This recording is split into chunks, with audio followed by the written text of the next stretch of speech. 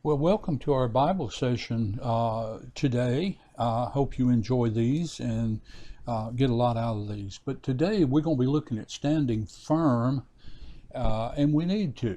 We've come to a point in our world where if we don't take a stand and a firm stand, we're right on the verge of just losing everything in our past. And it's terrible to say that, but the church has been pushed around and pushed back so hard until it's time for us to stand up. Matthew chapter 24, verses 10 through 12 help us to understand that. It talks about things like, and now we're speaking of the church here. So when we think about these things, just don't look at unbelievers. Of course, we want to win the unbelievers and get them back into God's fold, but we want to think about the people that's already there. We start out by thinking that many is going to fall away. The Bible tells us that. What's happening? Well, what it does is it shows how shallow a lot of people's faith really is. It talks about the pressures. See, right today, you can see what's happening. People that are believers, the pressure is put on them so hard for ignoring them, canceling them. Your kids in school don't have the friends because they cancel them because the adults have taught them how. And so we're feeling the pressure. And what happens when they start feeling the pressure, they start covering up the fact that they have any faith.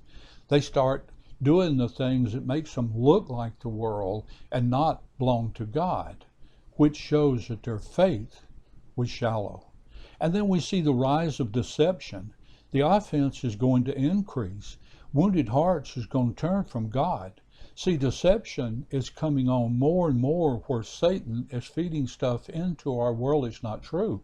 We just saw today where a group had blacked off some law enforcement agencies so they couldn't operate. You see, they're feeding this stuff to these people saying that's what you have to do, that these people are wrong and you have to put a stop to them. You know, if you have to stand in the way, if you have to block highways, if you have to hurt people, it makes no difference because what you're doing is good. Deception.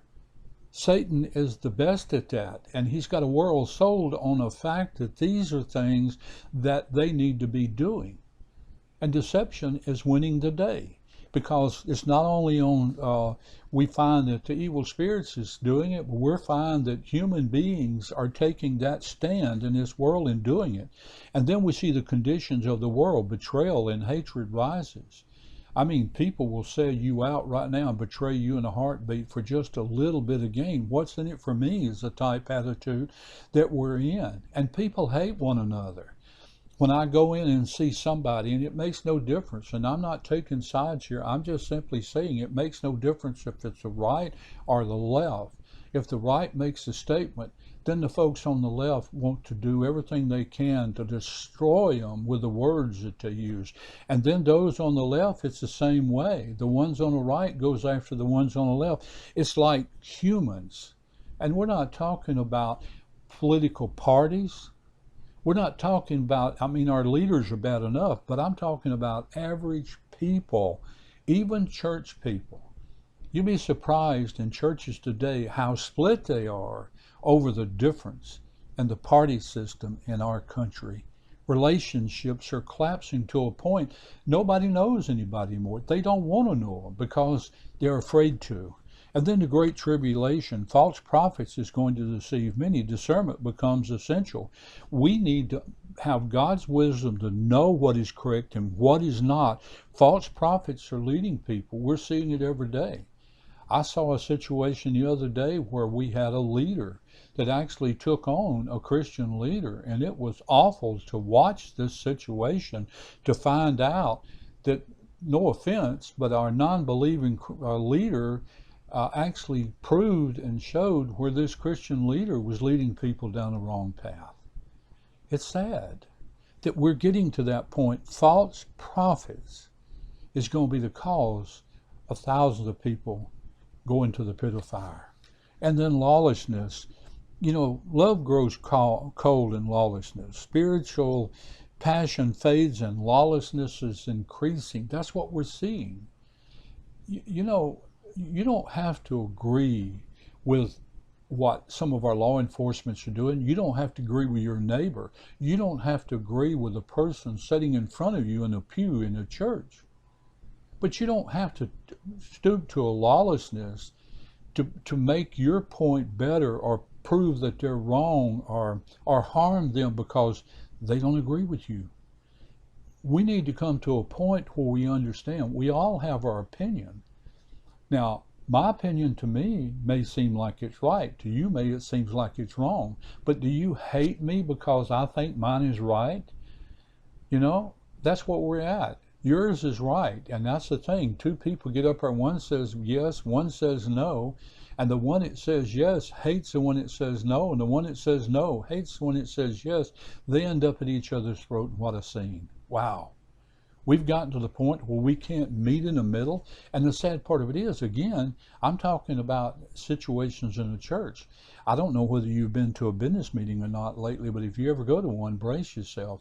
Not all of them's out of the way. Don't misunderstand this. A lot of them are good, but there's some, and I've been to some that I just had to get up and leave. I said I can't sit here and listen to people scream at each other, and I'm not going to do it.